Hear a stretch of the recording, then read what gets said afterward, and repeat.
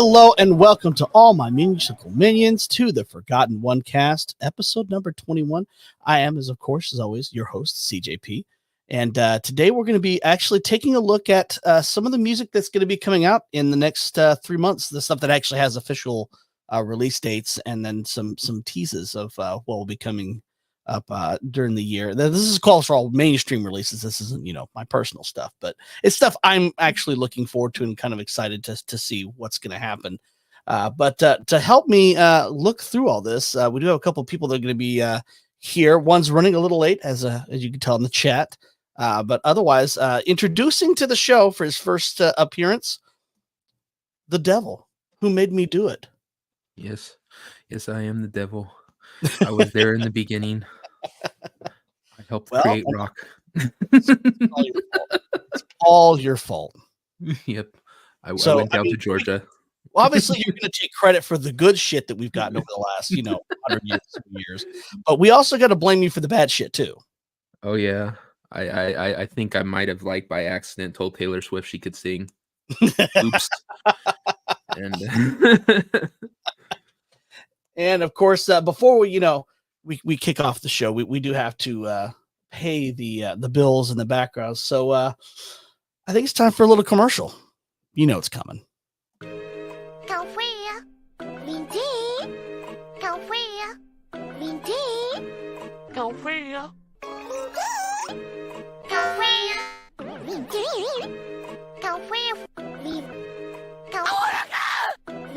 Nuts.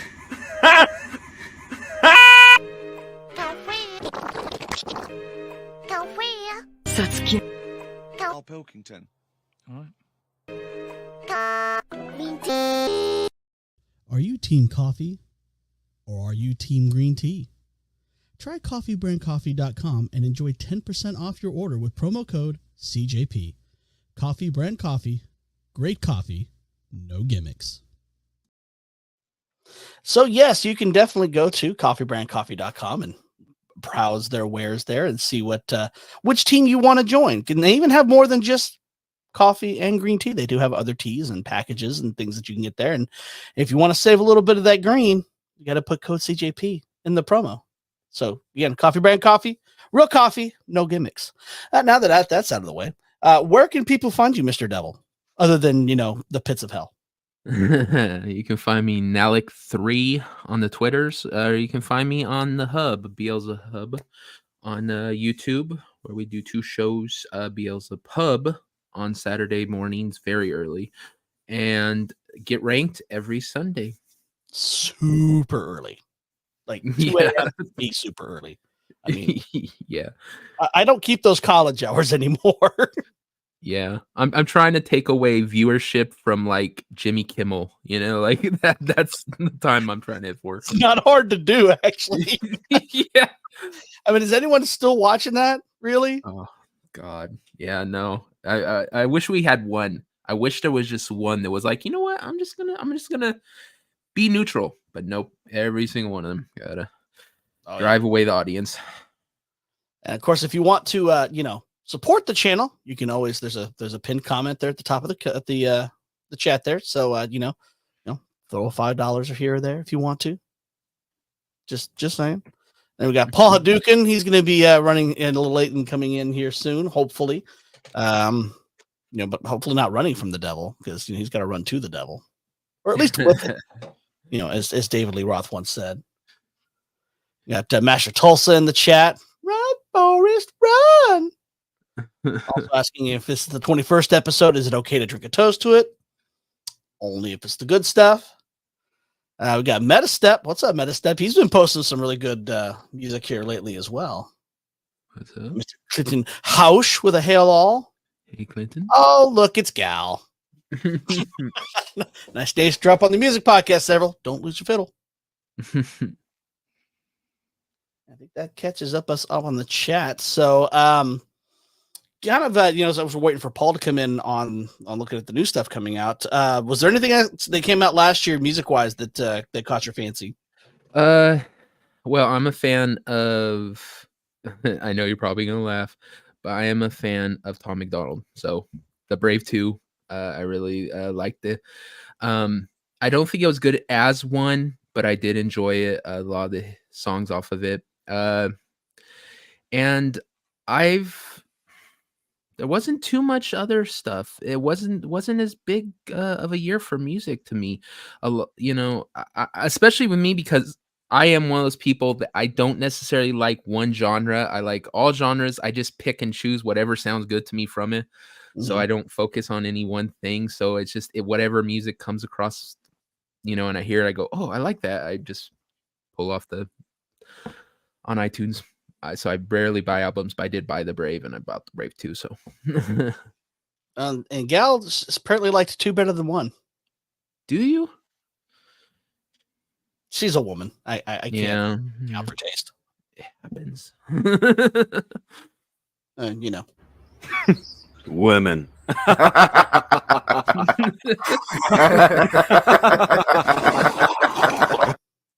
love that sound effect.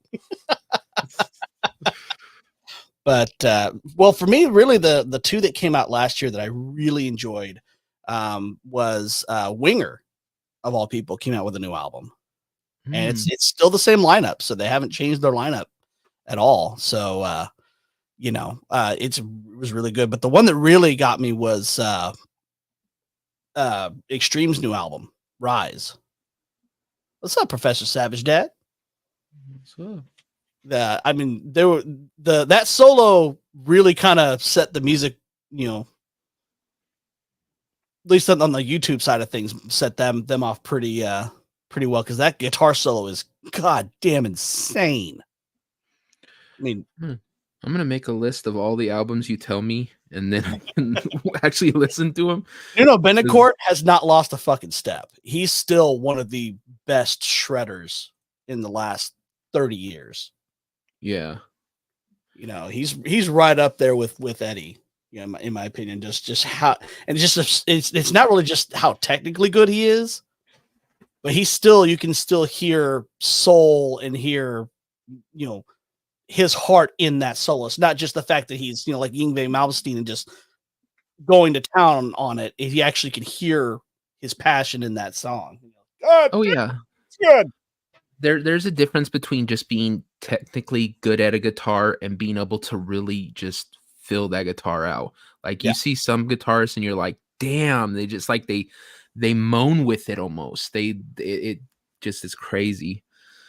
I wish I was that talented. I had a guitar for a couple months and then I couldn't do it. I tried, I practiced, I just couldn't do it.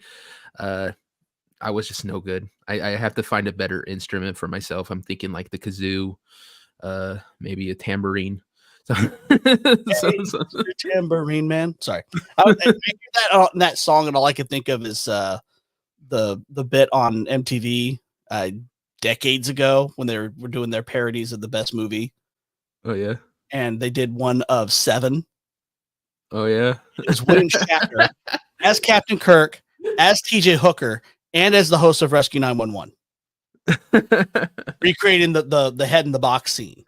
What's in the box? That was TJ Hooker. He's like, "What's in the box? What's in the box?" And then you open up the box, which was delivered by an Orion slave girl, by the way, played with music. And then they open up the box, and it's William Shatner's head, and he starts singing, "Hey, Mr. Tambourine Man."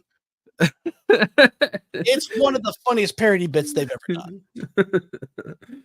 And that was right about the time William Shatner finally got his head out of his ass and embraced his William Shatnerness and got with the joke instead of fighting it. Hey man, when you find something that's like that, you got to go with it. We go with our stuff, whenever internet lore's made about us, we just say go with it. Don't fight it. Well, you go ahead and lurk, You at least got something halfway decent to look at. Are you sure about that? Sorry. God dang it, Paul. Did you have to go buy the entire liquor store before you got here? But and I haven't really, honestly, other than the Winger and the Extreme album, I really didn't pay attention to a lot of the music that had come out this last year, very honestly, because really I was just paying attention to the stuff on YouTube and, people that I've, met through YouTube and listening to their stuff. Yeah, that's exactly it. I've listened to a lot of the people who've been making music on YouTube and going through their stuff and just listening to it, like your stuff. I love going through the James Bond things. Like even James Bond songs that were annoying normally, I like your tone version of it. Like, well, like For Your Eyes Only. I like For Your Eyes Only in your tone version. But where did that comment go? Dang it. I hate when this thing scrolls on me. Oh, here we go. Yeah, you're talking about the lore, definitely. We know Dermy's French. It explains the things that he does.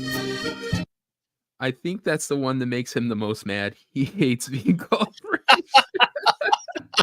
It's like, I'm not a cheese-eating surrender monkey. Yeah. Go ahead. Oh, recently, I've been joking with a gal, calling her my fiance, and she's all, I don't know how it happened, but somehow, just. I'm a based French fan. He's all French accents and all. That might be fun. My 1/8 Native American makes up for it. I think I'm like 1/16 Cherokee. Yeah, like my great grandmother was full blood, but she didn't want to sign the Dawes rolls, so I don't get those extra cool benefits. Yeah, one of my family members from way back snuck into a teepee, so I think I'm like I can't remember how much Creek. That's are you at least more than Elizabeth Warren? Oh yeah, definitely more than Elizabeth Warren. 1024th. It's like I'm more black than that, and I'm not black at all.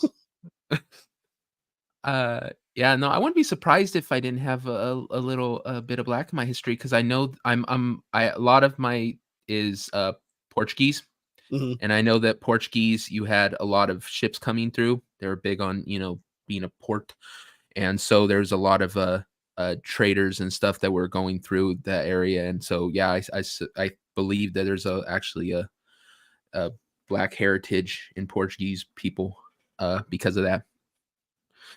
Let me check over on Rumble. Let's see if we got anyone watching over on Rumble.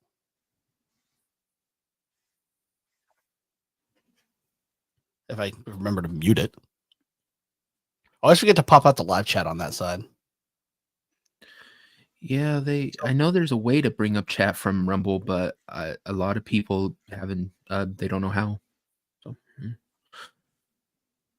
as everyone starts using Rumble, it'll become just common knowledge. Mm-hmm. And Meshtel says the only album I enjoyed from 2023 was the Michel Nigacello, the Omnichord Real Book, but I special ed. Well, yeah, most people. It was weird too because I saw an article that people were trying to find, like they're going to re-release the Omnichord, so people were trying to sell those off before the re-release came out. And if you don't know what an Omnichord is, it's basically a Casio version of an auto harp. For real? Yeah. In fact, Clint Eastwood by the Gorillaz is a bossa nova setting on that. That's literally the entire song is an Omnichord. Jeez. But hey, we got someone who hopped in backstage, so let's bring on one of our favorites. He's been on the channel several times already, Mr. Paul Hadouken. Is there hair all over the place? Sorry. What's up, everybody? How am I coming in? Quiet, loud? I'm always so paranoid. Good. Awesome. Hey, howdy. How's everyone doing? Sorry I'm late, as always. At least you're not late and dermy. So not late and dermy, just late and stoned. So yeah, I was talking with Devil. Kind of, what did you listen to last year? Like, did anything come out that really kind of caught your eye last year? I have to look right now because I totally lost track of time. And I really don't listen to many of the just popular stuff. I really just stick to the few genres that I like, or maybe was there a good hip hop album that came out last year? I don't know. Here, let me look up Metal Out, because honestly, the last good things came out a few years ago. Okay, let's see. Metallica came out last year, the 72 Seasons. I didn't listen to that. Since Jason Newsted left, I really haven't cared for Metallica, very honestly. Yeah, anger, and that album just made me angry. Oh yeah. Album of the year. Yeah, sorry. My lady's right next to me, like, what are you fucking talking about? Queens of the Stone Age, In Times New Roman. That album. They put out a new album last year. I didn't listen to that. Yeah. So good. It was so good. I liked it. Holy moly. I just looked at myself and I looked horrific on screen. I look stoned as for not look so stoned. Well, it's a music program, so being stoned kind of goes along. I know it goes with it. That was my favorite. I listened to that album over and over. That was really the only album I'm trying to look at, like, metal albums. Slipknot came out with something last year. Did they? An EP, just an EP, like with a few songs and stuff. Oh, okay. But Godsmack came out with something, but I haven't listened to Godsmack since like their first 3 albums. Yeah. Well, once I figured out that you could play like their songs on top of each other and it all sounds the same. See, I've gone with music. I think it's going the same way as like with movies and TVs. People have stopped listening to new stuff and just gone back to the good stuff that came before, Yeah. So I'm using this as an opportunity to make like a shopping list. Every album you guys mentioned, I'm just gonna listen to and see if I can find some new music to put on there that I like. Hell yeah. I do have some slides prepared to kind of go through what the next 3 months really looks like. And really, it's not everything that's coming out, obviously, because that would take fucking forever. But this is really what I think either I would like, someone else might like, but it's kind of more of a curated list. Let's put it that way. So let me change the setting here so we can actually just see the thing full. So the first thing coming out is the Rods Rattle the Cage, coming out on the 12th. And this isn't just a good, just old fashioned metal band. Right on. Then they're fairly new. They haven't been around for that long. So there are still people making good music that aren't the same old bands we've heard for 40 years. Yeah. I'll have to check this out. Yeah. I never heard of Massacre Records. Is this an independent label or such? Yeah, it's an independent label. Okay. Right. But for one, I just like the album art. Hell yeah. Yeah, that is pretty sick. That's dope. That's a metal album right there. Yeah, I mean, you got a Cerberus in a cage. I mean, how more metal can you get? And then this one's definitely not everyone's cup of tea. But Philip Glass is coming out with an album at the end of the month, and for a lot of people, the only time they'd ever heard that name was the first season of South Park. And I don't know if you guys remember the episode, but it was the one where the Jews, Kyle's mom got all up in arms about the Christmas pageant that they were going to put on. And so they ended up with this weird non-denominational mess with music by Philip Glass. Oh my God. God, no. I remember that shit out back in the late 90s. Which I thought was hilarious. But I remember the episode, but I can't remember his music. Yeah, he's what they call a minimalist. So it's very, very avant-garde, but I've always liked him as a composer. He's just, again, he's weird. It's one of those kind of weird niche-y things that I like that most people don't. It just happens. Right on. The next after that, Pineapple Thief, if it leads to this, from Queso. It's another independent label. These guys are actually in that prog rock genre. Yeah. Pineapple Thief. The drummer plays for Porcupine Tree. Mm-hmm. Yes, I love Porcupine Tree. I actually saw Pineapple Thief. They played at a place I used to work at, a venue called the Bottom Lounge, which is not a gay bar, contrary to popular belief. This kind of looks like the town I live in, so that's the Devil's Town right there. Yep. Right on. Yeah, I love Pineapple Thief. They're very interesting. Yeah, I gotta check this out. So and they're not like full on like Yes or Rush style prog, right? kind of in that genre, and I really have liked their last album, so I'm really looking forward to this one. But staying in the prog rock genre, we actually have a solo album from Steve Hackett. Steve Hackett, remind me who he is. Who the Nightmare. He was Genesis's guitarist during the Peter Gabriel. Yeah. So when they were full on prog, Genesis was when he was their guitarist. And if I don't know if you've ever seen him, but on YouTube there is a he did several like this one live concert of Genesis music from that time period with like an orchestra and everything. It's like, oh, it's so good. His if you're looking for like a really good guitar solo, his solo on Firth of the Fifth from Selling England by the Pound is a phenomenal guitar solo. I mean, it's not like technically proficient. It's not like he's all over the fretboard, but it's just you can really feel it when he plays it. It's like, like when Santana plays a guitar solo. Giggity. So I am looking forward to that because I love Steve Hackett. Then we got Bruce Dickinson's solo album finally coming out, the Mandate Project. Bruce Dickinson, hell yeah. Bruce Dickinson, lead singer from Iron Maiden. Iron Man. Iron Maiden, yes. And so I'm really looking forward to seeing what this sounds like.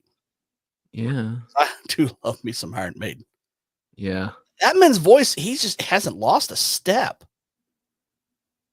He's still hitting those high notes that just amaze me. How old is he now? Oh, he's 400. 60s. Yeah, if not 70s by now. I mean, because he was in his mid-20s in the early 80s when Iron Maiden really hit it. Yeah. Had to be. Good stuff. Yeah, I'm looking forward to this one. Then next up, staying in the same genre, Judas Priest coming out with a new album. Judas Priest, maybe. I love Judas Priest. I had a teacher that literally was obsessed with him. I was really good friends with him. And in fact, I went and stayed with him in San Francisco for a bit. Nothing applied there. But he was a fanatic about Judas Priest. He was actually the one who kind of introduced me to a lot of their stuff because I knew all the stuff you heard on the radios and stuff. Right. But he was the one who was all like, "No, you got to hear all this." So yeah, Judas Priest, cool. I'll have to check that out. Hell yeah. So you didn't hear? That's the sound of the police. Alone with the teacher, hotel. Hilarious. That's great. Yeah. No, I actually went up there to because the reason we kind of bonded was because I was actually starting to listen to some death metal and black metal, and you can find them playing at some of the bars in San Francisco. So I went up and stayed with him so I could actually go see some of them. So I went up and saw Enchanted, and who else? God, there was like 3 or 4 we saw that time. Can't remember off the top of my head, but we went and saw them. And so, yeah.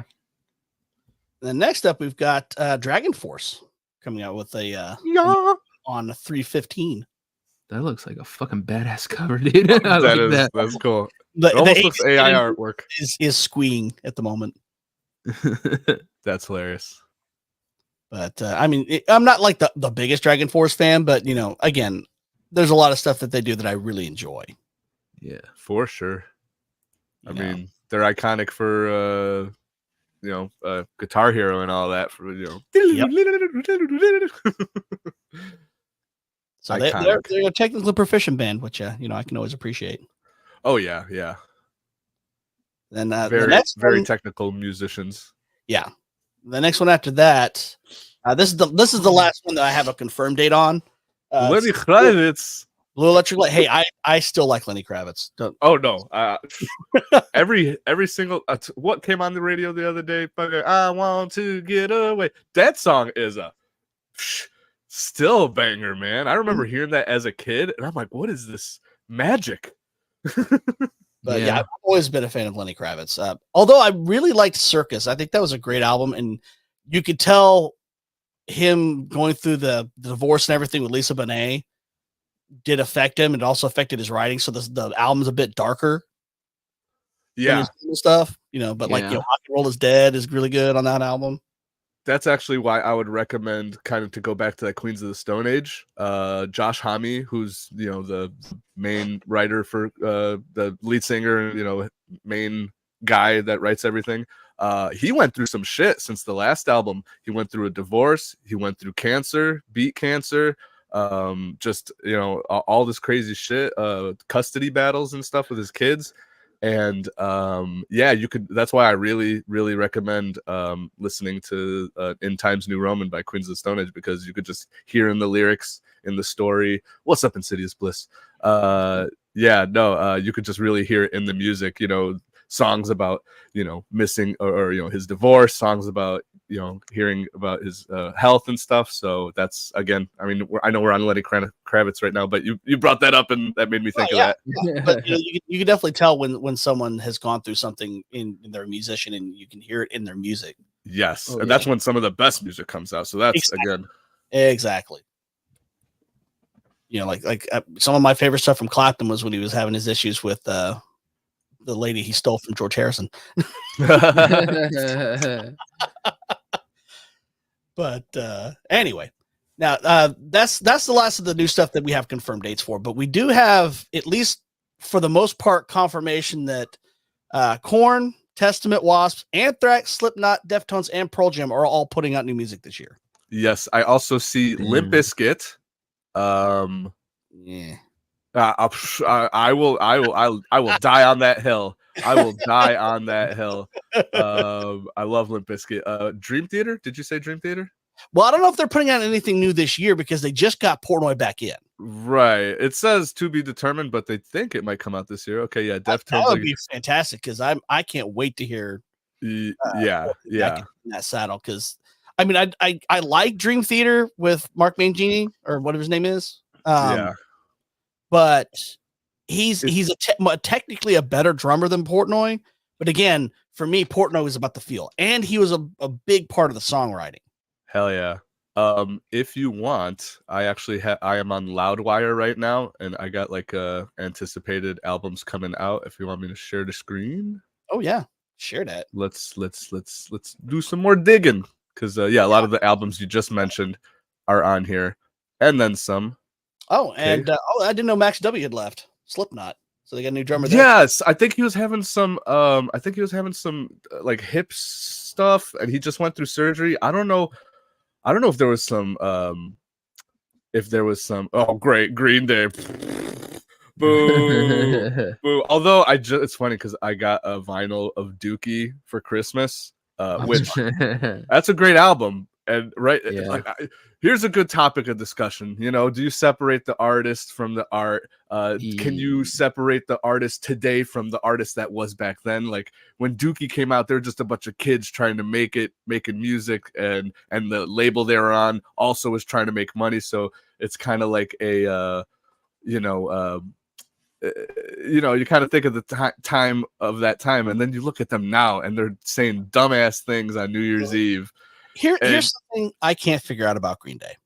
All right, well, I worked at Guitar Center back in the mid 2000s, and at Guitar Centers they don't put gear out in the windows for very obvious reasons, but they always do have pictures of different artists on the buildings. Ours, right next to the door, was this big poster of fucking Green Day. Yeah. Okay. I know what you're talking about. Yeah. I always go to, they have, I don't know who they have on mine, but yeah, that is so funny that they got Green Day on yours. Well, no, the thing that is I've noticed this in pretty much most promotional photos of Green Day, like the staged promo photos. Why is the bass player sniffing Billy Joe like Biden at a kindergarten? Oh my god. Oh my god. Seriously, if you pull up all their promo photos over the years, Billy Joe in the middle, drummer here, looking goofy, bass player. Yeah. You're so right. What if he has one of those like things where like he can't control himself? Like he knows people that like and he's just like every time he's all okay, go ahead, dude. He just starts sniffing on and like it's not like just, a casual, getting a whiff. No, this is Biden in a kindergarten. You know what? It's a little bit of that mixed with the Blue Steel. For some reason, when you did that, it's like a little bit of Blue Steel mixed with sniffing Biden sniff. That is pretty fucking hilarious. Yeah, I've never really cared for Green Day. I mean, there were some good songs on Dookie. Don't get me wrong, but yeah, I'm a child. I was born in '88, so '90s music to me is just super nostalgic. So I am biased in that regard. I grew up in the '80s, so for me, when I hear punk, I think of Sex Pistols, I think of the Ramones, I think of the Clash. I don't think Green Day. No, that's pop punk, clearly, yeah. Yeah. Or when it came to the '90s, I was listening to NoFX and Rancid. Yeah, that whole wave of like poppiness, like Blink-182 and all that.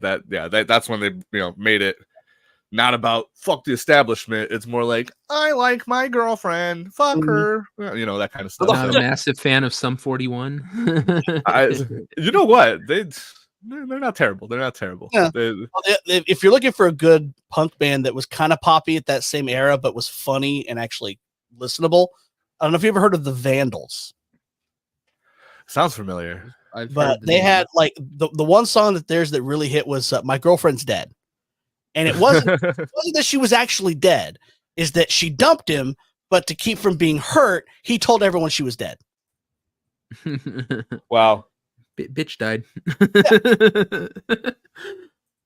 Or that had another song. It was called "The Ape Drape," and it was an ode to the mullet.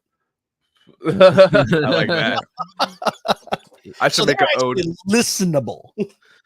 I should make an ode to the man bun. That's what I'm gonna do. Oh God. Shame on you. I wish the mullet would come back. That's one thing we need to bring back. Mullet was badass. Yeah, that was pretty badass. Time of a kid. I'm guessing at a rodeo or something. Full on ginger and like a massive mullet for a kid his size. And the caption was Ranch Weasley. I want a full Billy Ray Cyrus mullet. I want to fucking full on hair halfway down my back. Yeah. Why are you gay? Yeah, why is Green Day gay? Like Master Tulsa says in chat. That New York shit. Yeah, that New Year's Eve shit pissed me off. That sorry. What they do on the New Year's? They you didn't hear? To American Idiot to from Redneck Agenda. Yeah, they changed it from Redneck Agenda to MAGA Agenda, and the crowd you heard a portion of the crowd go woo yay for like a second. It was like shut the fuck up. What was it? It was it's just so cringe how these people who are punk think that we're anti-establishment. Well, that's punk, but then we're gonna kiss the ass of the establishment. It's like Rage Against the Machine becoming Rage for the Machine. It's dude, just so I know. Cringy. Rage Against the Machine was like my number one reason I even like rock and roll, like rock music, and it's so sad to see where they come. Actually, you know what? I heard some good news recently. I think I saw an article saying Rage is never doing another live show again. Applause.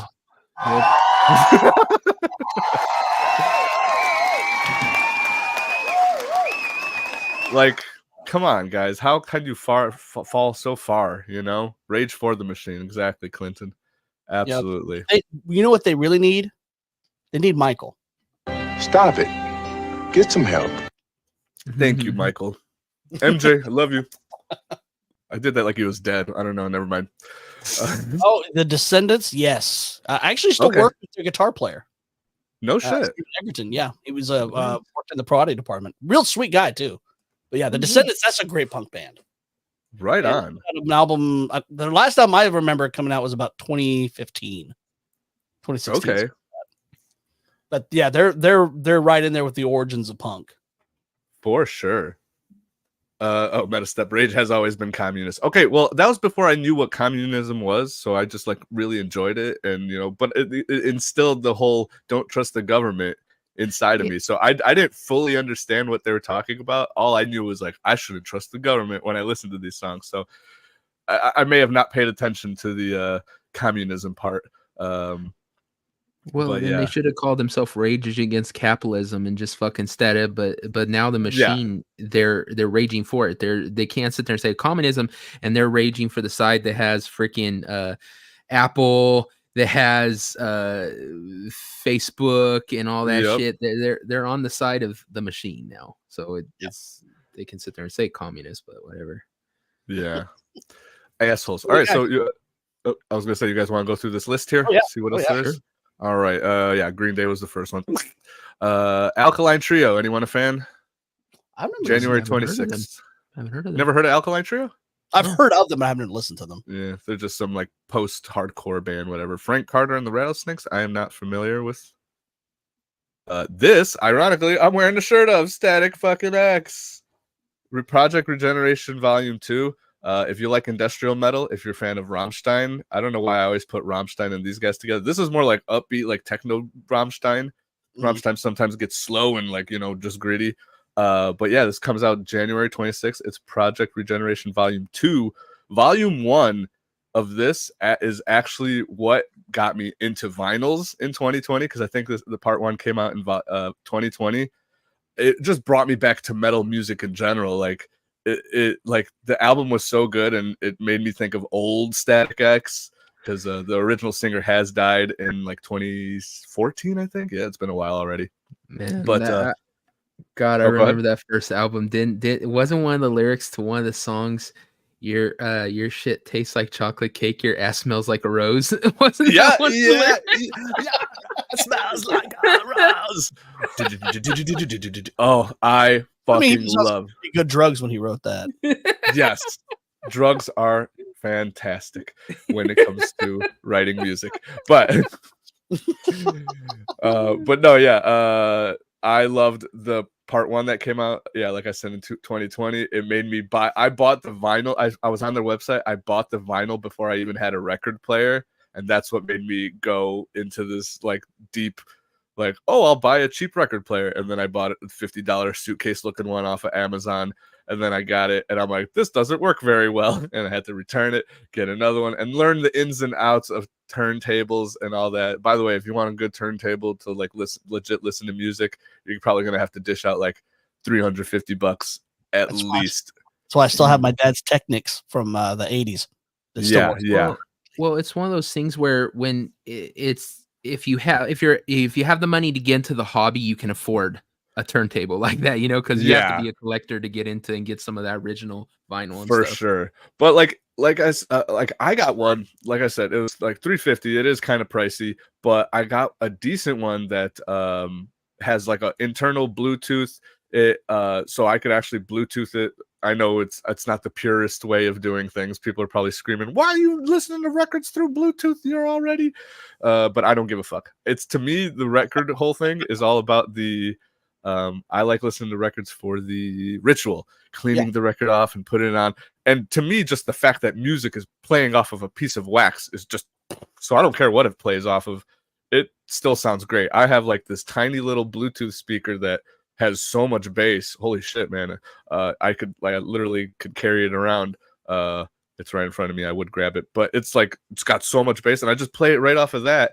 And it doesn't take that much room. Like listening to records in 2020, today can be, it's not like what people think, like old school 80s ones. You have to have a big tower, or all this stuff to, run the processing, because computers used to be huge back in the day. But now they just put the little chip right inside the record player, and it does the equalizing, because you need one with a good equalizer. You need one with a good counterweight, because a lot of music that's pressed these days has a lot of bass. If you don't have a counterweight in the back, which I learned the hard way, the music, the grooves in the wax will literally push the needle out, and you're thinking that shit is skipping, but it's not. It's just that the record is so bassy that and that's why you need a counterweight in the back to keep the fucking needle down.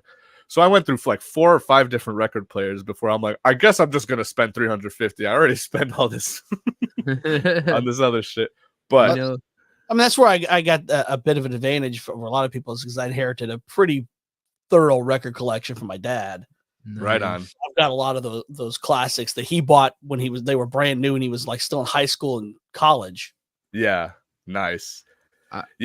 everything I bought has I haven't bought any like old reused records. Everything I've purchased has been reprints and freshly sealed. So my record collection is a fresh new one. I actually have to go through it again. I've like stored it. I like properly stored things because I know it could get wrecked, but I haven't checked in on it in a while. So I'm wondering if like some of my records are growing mold or not. I don't think they are, but my parents used to have a record when I was a kid. They had a record player, and I used to love watching that thing go around. It's just something about it, it turning and the needle being on there. It's just kind of cool. And especially, sorry, I was gonna just real quick. Especially today, they have so many different color ones and patterns that I love it. I love spending an extra like $5 or $10 on the same version of a record just because it has like little swirlies on it, different colors.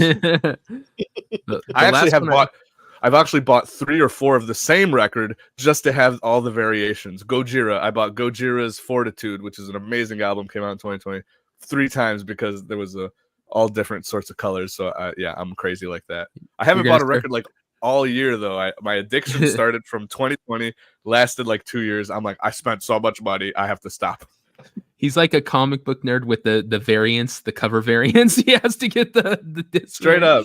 But music is where I nerd out. Like everyone is a comic book nerd, and when they talk about this and that, I'm like, that's cool. I never read into it because I was too busy fucking just studying albums like Static X right here. So I do know this, Tulsa. I have seen those. In fact, I remember the McDonald's used to do a giveaway where you had they were all handing out these little really thin, very it almost looked like a 5 1/4 inch floppy, but it was a record that you played, and if it had the winning thing on it, it would announce it. But I obviously never won those things. But yeah, I remember the cereal box records and stuff like that. I think I still have the one for my my Alf that I got because when Burger King did the Alfs with the different costumes, I had to stop the chef one. Someone put up in my attic. The last record I actually listened to on vinyl, my mom used to play it all the time. Like literally, I've heard the songs off of it like 1,000 times. I'd be sitting there watching He-Man, and then He-Man be over. She'd watch Days of Our Lives or whatever, and then put on Charlene. And so I heard those damn songs so many times. Ain't easy coming down. Oh boy, here it comes again. And what's the other one? Never Been to Me. Oh god damn, dude. I heard that record about 1,000 times because it hurt. That's hilarious. Yeah, no, Metastep is saying he's gonna get the Audio Technica LP 120, and that's the record player I have. It's the Bluetooth version, and it has lasted. It's really good. Recommend it. All right, let's continue off Static X. Anybody know Enterprise Earth? No, not familiar. A lot of these are going to be like Ace Frehley. Did we show this one? No, we didn't. I forgot. I missed that one. I forgot he was 23rd of February, 10,000 volts. Ace Frehley. Talk about another great. I think they're using AI art to start. Oh yeah, because the Dragon Force one, I'm like, there's some AI art going on here. No, Darkest Hour. I'm not familiar. Job for a Cowboy. I remember that fucking name. Jesus, it's some like metal shit. Mick Mars, not familiar. He was with Poison. Oh, okay, right on. February 23rd. Oh, previous albums, Motley Crue, right on. Bruce Dickinson, like we mentioned already. Ministry. Any Ministry fans out there? I listened to Ministry in 20 years. Hell yeah. Good stuff. Yeah, Judas Priest, like we mentioned. Sonata Art, and do not know. Dragon Force. Oh, actually, you do or you don't? I like that actually because that makes me think of just old school, album art that used to get back in the 70s. Right. Yeah. For sure. Oh yeah. Okay. That was very much not AI looking. No, for sure. I think they're foreigners. Oh, Scott Stapp. We all did it. We love it.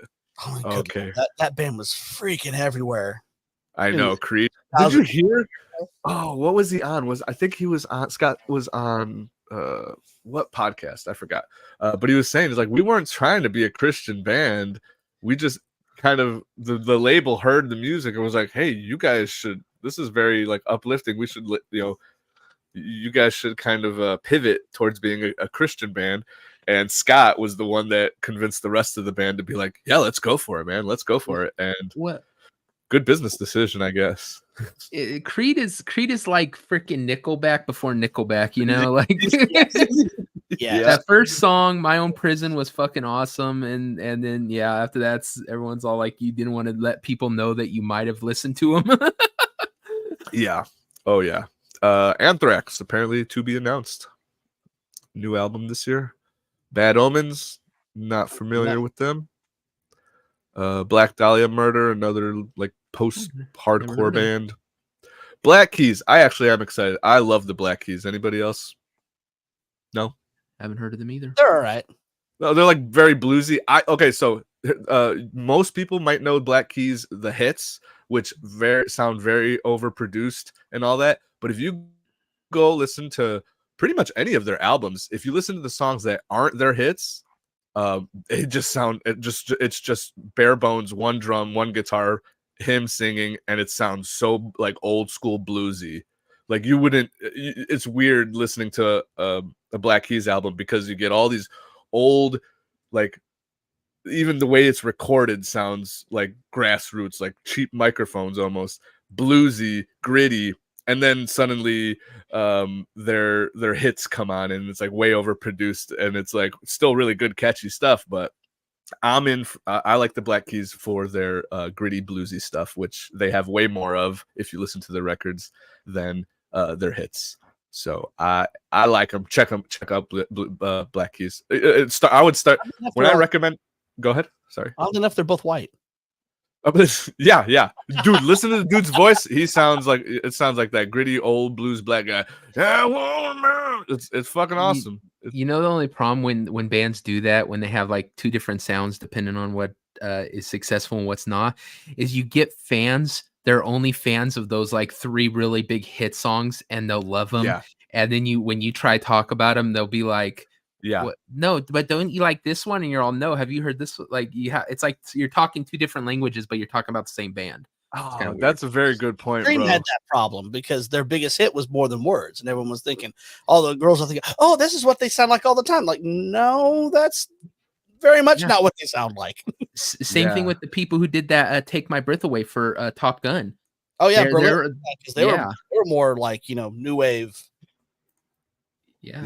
Style than that. So and look at what happened to Sugar Ray. I don't know if you guys I bring up Sugar Ray all the fucking time. If you listen to their very first album, listen to Sugar Ray's very first album. Put on the very first song of that album, and you're gonna be like, "This is Sugar Ray, dude." They were touring with bands like Korn and System of a Down and all that. They were up there with those bands. That's what they sounded like. They're going for that like new metal sound, and then Fly on that same record, their first one, became woo, and then from there they're just like we're pop rock now.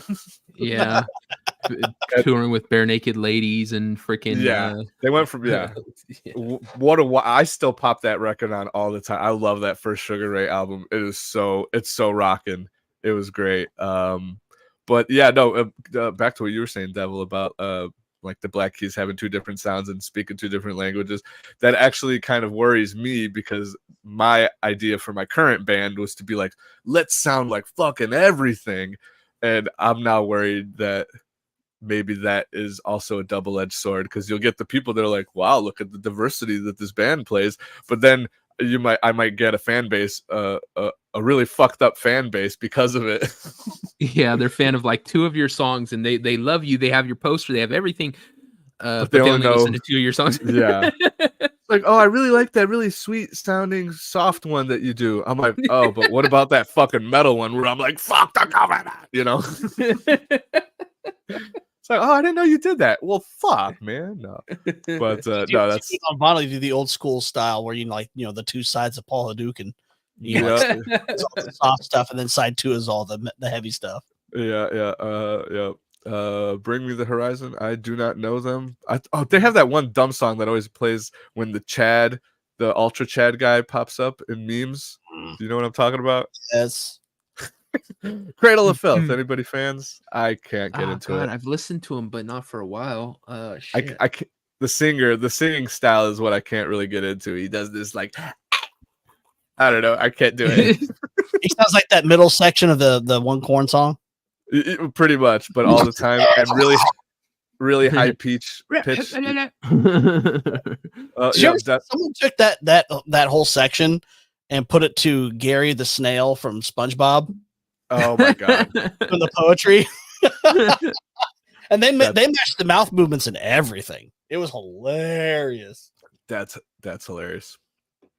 Yeah. That'd be funny. Yeah, Deftones.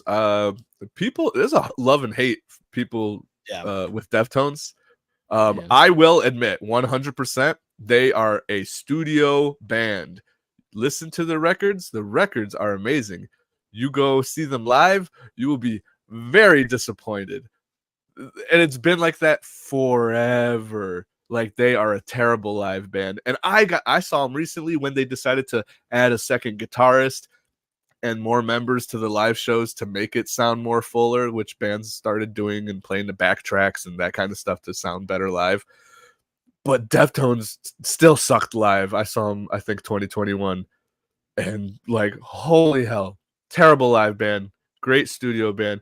And it's also, I guess, like, not for everybody. They do this, like, his singing style is very, like, slow and dragged out and, that kind of stuff. So it's not for everybody, but I like it. They go kind of all over the place with the heavy stuff. And, they also sound like two different things if you go through a record. He's playing out an all country band. Deftones, what? Huh? Adam Callahan.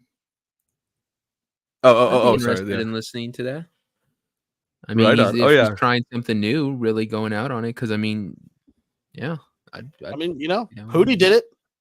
Yep. Yeah, the country rap is what's really popping off this year, huh? That's why, like, I haven't heard anything really new. Dream Theater, yeah, we mentioned, right? Or no. Yeah, because like I said, I'm looking forward to Portnoy. Yup. Exodus. Let's see. Oh, Fear Factory. Anyone else a fan? Devil. What's that? It's Calhoun. Calhoun. Sorry. Fear Factory. I don't know if I've actually listened to them.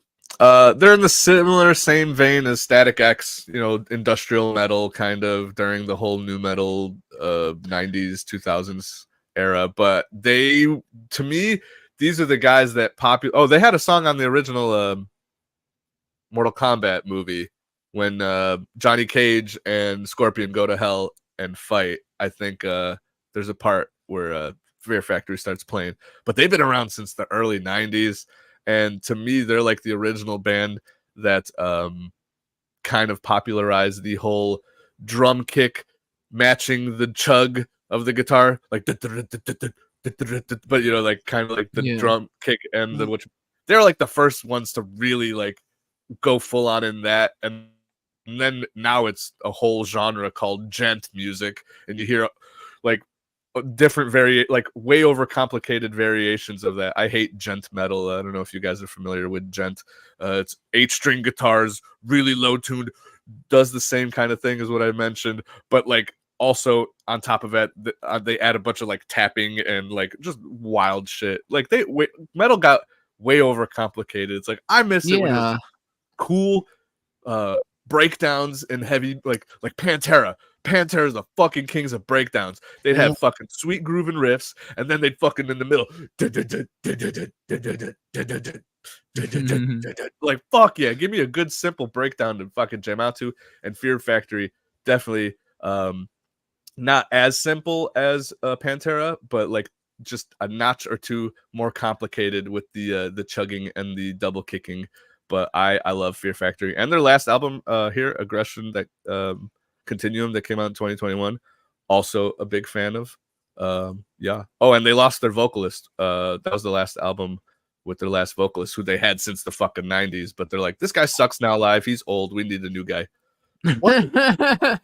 RVD's theme song in ECW. Yeah, man. Talk about fucking great combination of like, holy shit, that's Jean-Claude Van Damme fucking as a fucking wrestler. Dude, they look exactly the same, Rob and John. So you had that in wrestling, in ECW, and then you fucking got Pantera's Walk on top of that. What a fucking time to be alive watching ECW back then. I'm just surprised they didn't get sued a lot more because they used music they weren't licensed for. I know. Fucking entrepreneurs. Those guys are legendary. King Diamond. Hell yeah, he's coming out to be announced. I don't know. Any King Diamond fans? Not as much, no. No, I know a couple. Like you kind of got to get into it because he does that kind of like kind of just like constantly high pitched. So if like, you're not like Danhausen and Alice Cooper had a love child. Oh yeah, dude, yeah, no, King Diamond's fucking. He's been around forever. Holy shit, maybe just as long as Alice Cooper. Just shortly after Kitty. Anybody remember Kitty from the fucking 90s to early 2000s? I remember them, but I was never a fan of them. Yeah. Their first album, like the music was good, but the chick trying to scream like she like sounded like a child trying to scream. she eventually got it. She eventually started getting good at singing, but or screaming. But that first album was kind of rough. Yeah, Kerry King of Slayer, I believe he's doing a solo thing. Nice. I think Slayer's over. So yeah, solo debut. Hot dog. Corn. And let's go make some elotes with corn. I haven't listened to like any of their new stuff, but I was big fan of Korn back then. I know. First like literally up until like 2000. Like when 2000 hit, then Untouchables came out and I'm like, okay, this is a little different. Yeah. Limp Bizkit. They're still fucking better. I like they actually their album that came out in 2021 was actually pretty banger. Is that Fred Durst right there? Yeah, dude. I thought that was Jerry Garcia. Dude. I thought he was Weird Al's uncle. Holy crap. I've been loving Limp Bizkit since they made a comeback in 2020. They've like Wes, the guitarist, still is like, fucking Wes. He always did the cool stuff on stage. But Fred has gone full on retarded. Like he's putting on cowboy outfits, he's doing personas. He's dude. I love Fred Durst right now. He's making a comeback. Don't hate on Limp Bizkit. They're killing it. Well, and it got old for me because I was watching wrestling heavy back at that time, and of course, that's when Taker came out as the American Badass. Yeah. And every show, every almost 5 was like, keep rolling and rolling. I was like, God, yeah. Long now. Did you? I get it. They blew up too hard in the it was too much. Do you remember that song with Korn they did on what was it, Freak on a Leash, I think it was, where they were insulting each other? It's all Limp Bizkit and shit. Oh yeah. That was a song called All in the Family. Yeah. That was a good one. Quick. We're running out of time here. Ozzy Osbourne, Pearl Jam, some to be announced here, and I think that's it. That's it. That is it. All right. We are running. I'm sorry for dragging that out. No, you're good. You're good. So we're coming to the end of our program for this evening. I wanted to thank both of you for coming on because, like I said, I want to see some positive stuff that we can look forward to over the next few months when it comes to music because there's unfortunately just not a lot of it. Unfortunately, no, yeah, good, because it's the independent scene that's really been more what I've been wanting to listen to. Yeah.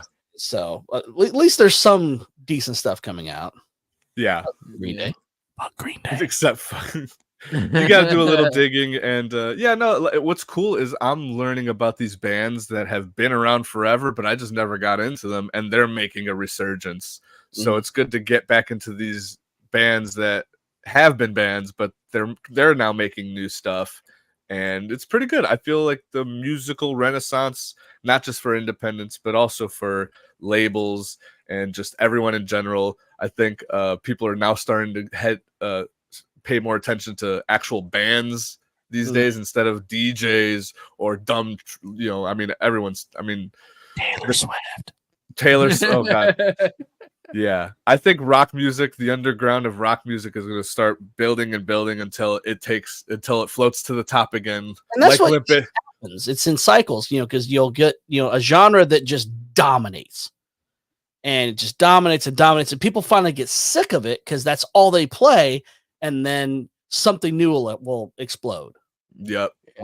That's what happened in the 60s with, the whole hippie flower power movement, because they were just getting the pop stuff and and then Vietnam happens and, all that anger and simmers and bubbles, and then it bursts out.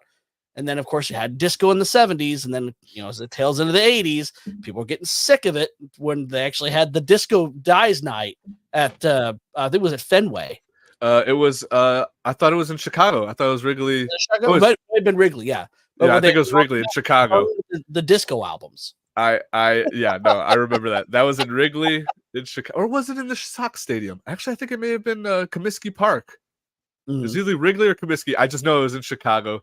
The day disco died happened in Chicago, and I'm like, that's pretty cool. I mean, I love disco now, looking back, but well, yeah, I mean, but it's just because that's what the record labels go, oh, this is popular, we're gonna run this into the ground, and they ran it to the ground till the people were like, we are fucking tired of it. Let's burn it in a baseball field in Chicago. Let's go. So let's wait. We're gonna get sick of Taylor Swift's music, and then we're gonna all gather back in Chicago to one of our stadiums, and we're gonna burn all Taylor Swift albums as Kenzo desperately throws himself on the fire trying to put it out. He's in a corner just crying, like, no, I need my Taylor Swift. Absolutely. I love it. Well, gentlemen, again, thank you for joining me. Devil, let people know where they can find you, where they can subscribe, and what you got coming up the next week here or so.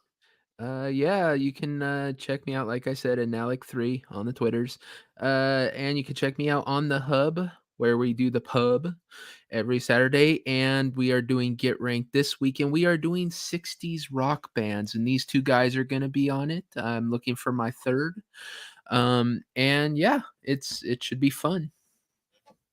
Hell yeah, can't wait for it. Mr. Paul, where can people find you? Y'all can find me at Paul Hadouken pretty much anywhere.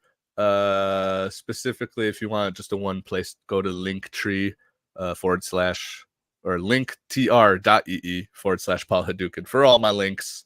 Yeah, I will be, like Devil said, I'll be on Get Ranked Sunday, 2 hours before Get Ranked. I'm going to be on Reality-Based Music with Ryan Raja Athay and his little awesome crew over there. And then what else do I got? Oh yeah, and then Saturday morning, Friday night, Beelzebub Pub as well over on Beelzebub Hub. And then I'm trying to get together a little gaming stream on Saturday with DJ Access and my buddy Insidious Bliss, and we're gonna play this like survival crafting horror game that I'm kind of stoked about, and should be dope. It's like a play test, so it's like a brand new fresh game, and I like me some survival crafting horror games, and should be good, should be fun. But yeah, over at Paul Hadouken's, let me get more links in the chat, but yeah, that's where you can find me. Awesome. Well, and for me, we did just release Electronic Noise 2 Digital Boogaloo. It is the full album's up on YouTube. You can purchase it at Bandcamp. My music is on there. I'm also now officially on Spotify, iTunes, Pandora. I'm missing one there. And Amazon Music. You can actually find both Electronic Noise albums there. So again, support your local artists. We're all starving musicians, even though I don't look like I'm starving.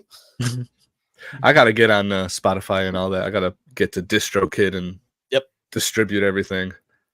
And I'm in the process of remastering all my music because there's some funk in the editing and audio levels. So I'm going to remaster everything, and then I'm going to post it all over the place. And then for programming, next week, we've got Lawrence L.G. Glimmer coming on. And we're going to be talking about the music that he's been doing, because he's been doing some video game remixes. Of course, he's also got some original tracks that he's been doing as well. Week after that, we have Spotlight on Another World coming out from the Gamersician. And then after that, we will have TJ the Gamers coming on from Master Sword Music. So we got a full month coming up of awesome, awesome stuff. But just remember what I always end my shows with. Are you ready to rock? No, not that. Not that. Keep making music. Everyone, have a wonderful evening.